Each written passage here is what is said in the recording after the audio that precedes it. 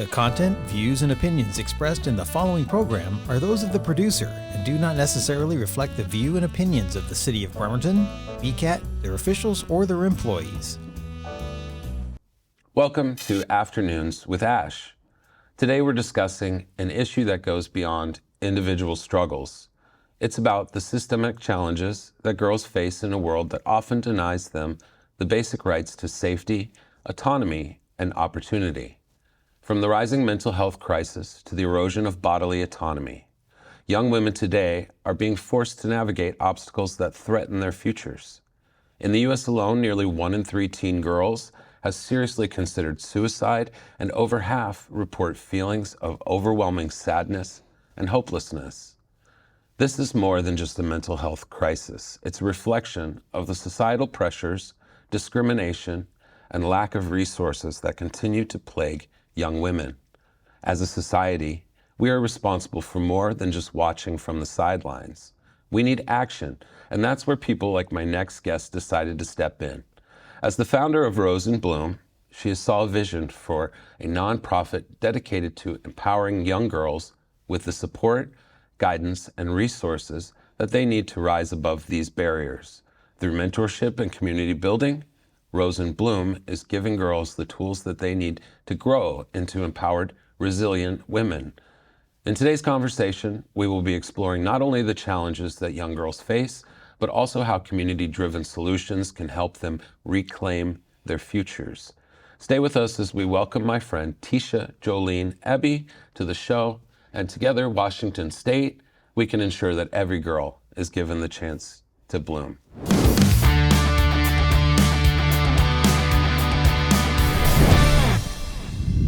Tisha, thank you so much for being on the show today. Thank you for having me. I appreciate you coming out. I wanted to introduce Rose and Bloom and, really just kind of hear about what your inspiration was behind starting this nonprofit and your motivation as we go into the future.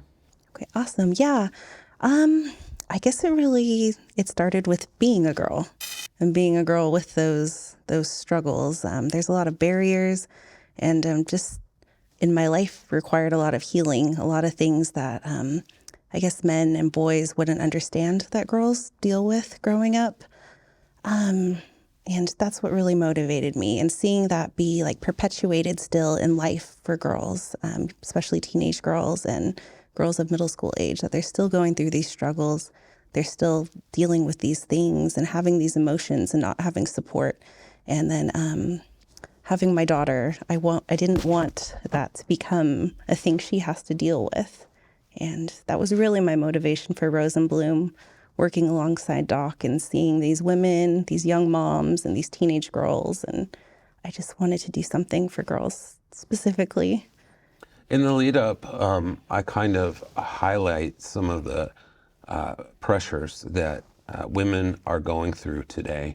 And, when we look at the statistics of some of these challenges, it's quite staggering. As I mentioned, almost 50% of young ladies are experiencing hopelessness. Yeah. 1 in 3, considering suicide.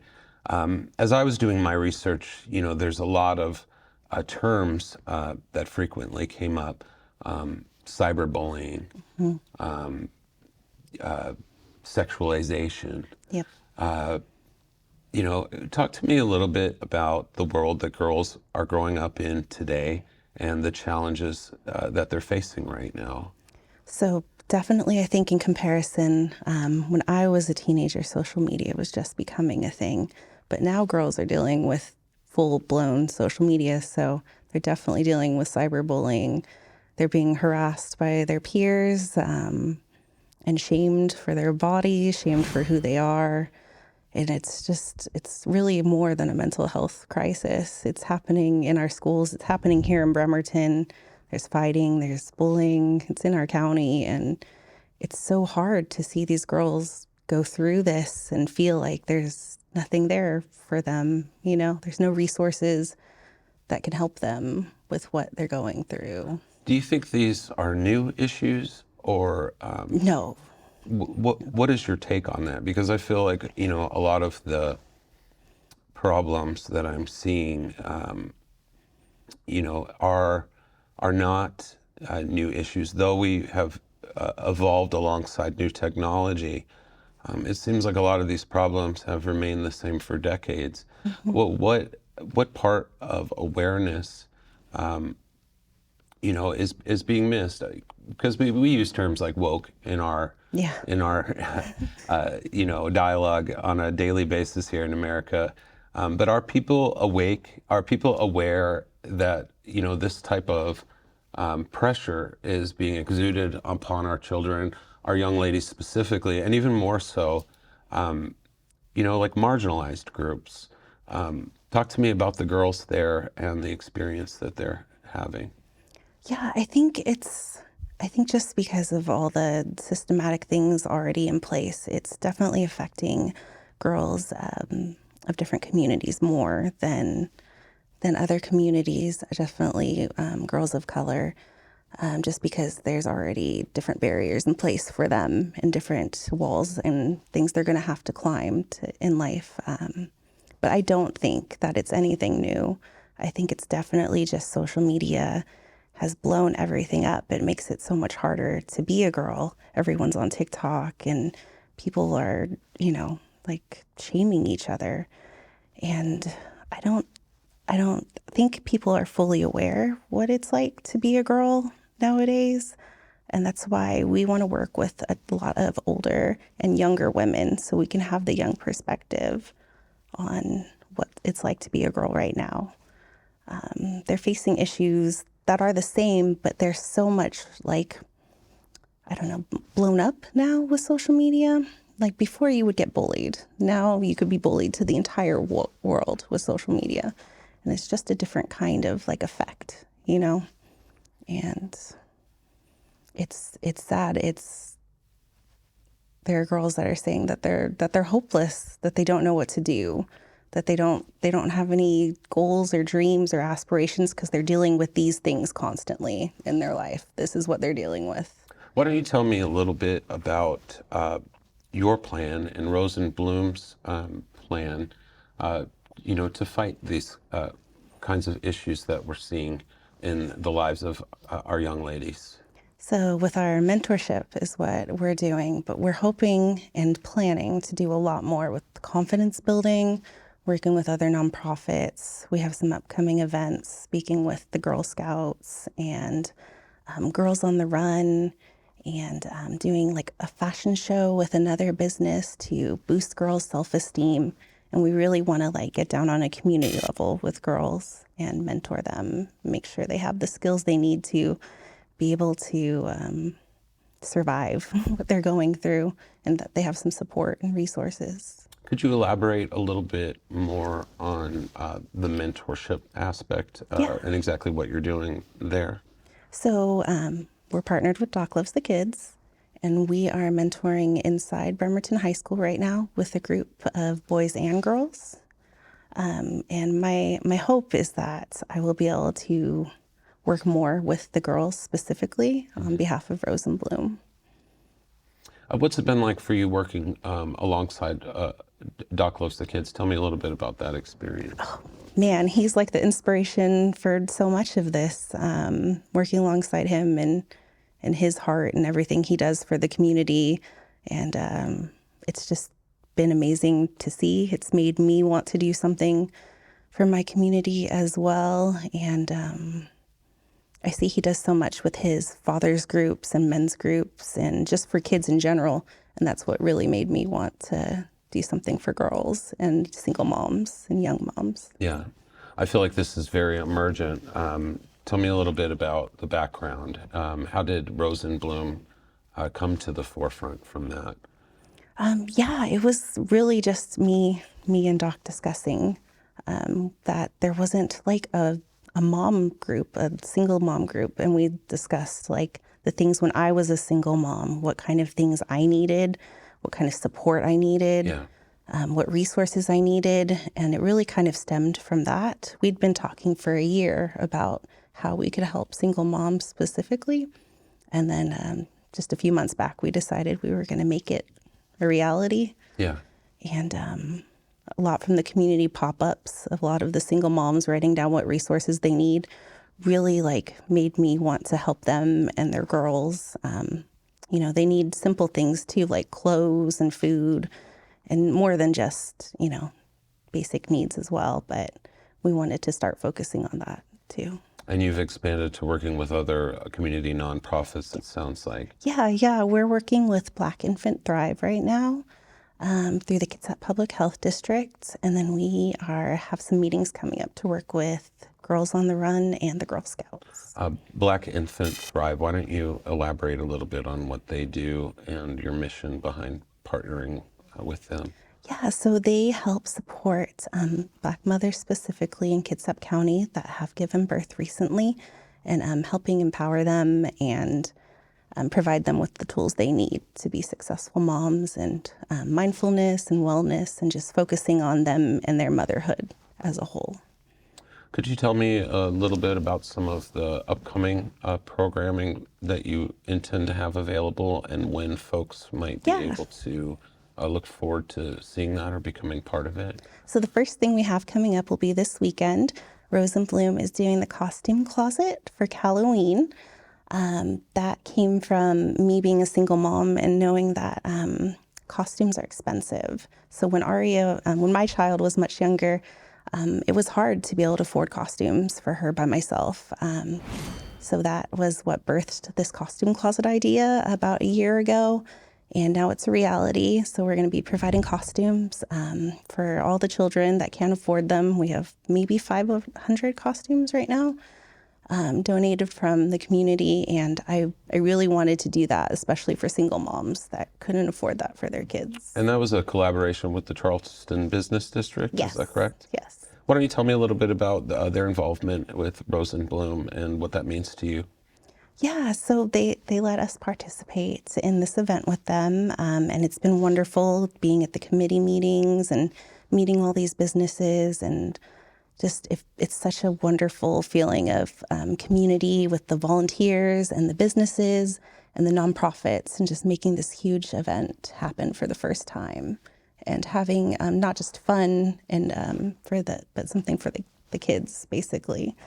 Any plans for anything coming up towards the end of the year or moving into 2025? Yeah, I really like the idea of the clothes. That's a big thing that I want to build on and have my own kind of resource closet for moms. It's something we hear about, especially for teenage moms and young moms the most, is that they struggle with being able to afford clothes for their kids. And that's something I want to provide from Rose and Bloom long term, to be able to help people out. I know there's a few other organizations that do it already, but it's just, obviously it's not being utilized as much because moms are still needing help.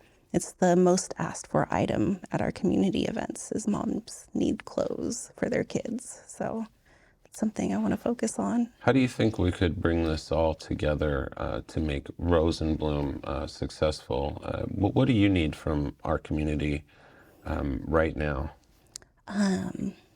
Partnerships, sponsorships, donations, just really anything. We need the community, and the community response has been really, really impactful so far. It's amazing the amount of people that have reached out willing to help and wanting to help. Could you tell me a little bit about how it's made you feel doing this important work? I imagine, being at Bremerton High School, you're already starting to see some of the effects of that mentorship. What does it feel like when somebody reaches out and you know that you're there to be able to provide that much needed help? It feels good to be able to help, but it's not about that. But it does feel good, and I want to be able to help people. That's really it feels fulfilling. After this, actually, I'm going to be delivering groceries to a mom over here in East Bremerton, and that's just something Rose and Bloom is doing when I can, on the behalf of our nonprofit. And it's for the good of the community, and if I can help, I want to. Well, I think it's really important, what you're doing. As a male, I feel like the problems that I've faced growing up were very different than that of a lot of young ladies. I know for a fact that, I had a child very young. I was 15 years old when I had my son. And if it was not for the support of community programs like yours in particular, that of, food closets, things like that, my child would not have been provided for. Those types of organizations also, provided classes and such on, being a parent at a young age and things like that. And I can't tell people enough just how important it is for youth to have that caveat. Sometimes your living situation does not allow for you to expand out of it, and you need these types of resources in order to survive. I think the challenges that young ladies face today are incredible. We definitely live in a technocratic society. We're moving forward into a future that relies more and more on the internet, social media, and our the way we view ourselves is evolving alongside with that, and it's creating a lot of unfair pressure. I wish I could say that the issues that these young women were facing were different. It's sad that when you do the research, the majority of the things that are affecting people are self-esteem related, because we're all so different, but so perfect at the same time. And it's becoming harder and harder for people to see the beauty that lies within themselves. So it's so nice to know that there's somebody like you doing that kind of work out here, and other organizations within Kitsap County, Greater Washington, and the United States that try to do this type of work. I think right now we're in a very polarizing atmosphere, and it seems like women's autonomy is under attack. And it's a weird world to live in. It is. When people do not have access to their own bodies. But I see it becoming a problem in the future, not just now, but for all the young ladies out there. And I think education, awareness, awakeness is central to understanding ourselves, and also further to understand those that try to control us. So if you're watching this at home, I think it's very important that you check out Rose and Bloom and throw your support behind it, because what Tisha's trying to do here is essentially help your daughters grow up in a world that exists without this type of external pressure. So I want to thank you. Tell me a little bit. I've got one final question for you. Tell me your favorite thing about Kitsap County. Ooh, my favorite thing. Yeah. Why do you love Kitsap County so much in terms of Rose and Bloom? I appreciate that there's a ton of diversity here. I know that sounds weird coming from California, because I come from San Francisco and that's like the city of diversity. But compared to most other places in the country, it's so diverse here. There's so many different people coming here, probably because of the military, but there's so many different cultures and different things happening, and it's really growing. You can see that it's becoming a different kind of county, and I like the diversity, and I appreciate everything that's happening here, the growth. Well, thank you so much for being on the show today. Thank you for sharing Rose and Bloom, and thank you for all the important work that you're doing and that you're about to do. Awesome. Thank you so much. As we close out today's episode, I'm reminded of how vital it is to invest in the next generation. What Rose and Bloom is doing isn't just about providing mentorship, it's about giving young girls the tools to take charge of their lives, despite the challenges they face. And that's something we all need to be part of. And don't stop there. Organizations like Doc Loves the Kids are out there doing the hard work to uplift our youth. From creating safe spaces to providing educational support, they're laying the groundwork for a brighter future. And if you're looking for ways to make a real difference, check out the Kitsap Community Foundation. They connect nonprofits with the resources that they need to keep our community thriving. Because let's be real, the work never stops. We need to keep showing up, we need to keep giving, and we need to keep pushing for change. And I know we can do it together. And hey, if you're loving these conversations as much as I am, don't forget to catch us next week. We're here every Tuesday on BCAT. And if you miss us, you can always binge watch the episodes on YouTube or wherever you like to consume your content. Thanks for tuning in this afternoon. And as always, let's keep building the future we want for our youth. Until next time, take care. You can find all of our episodes on our YouTube channel and catch the live broadcasts on BCAT, as well as all the extras at Afternoons with Ash Black on Facebook.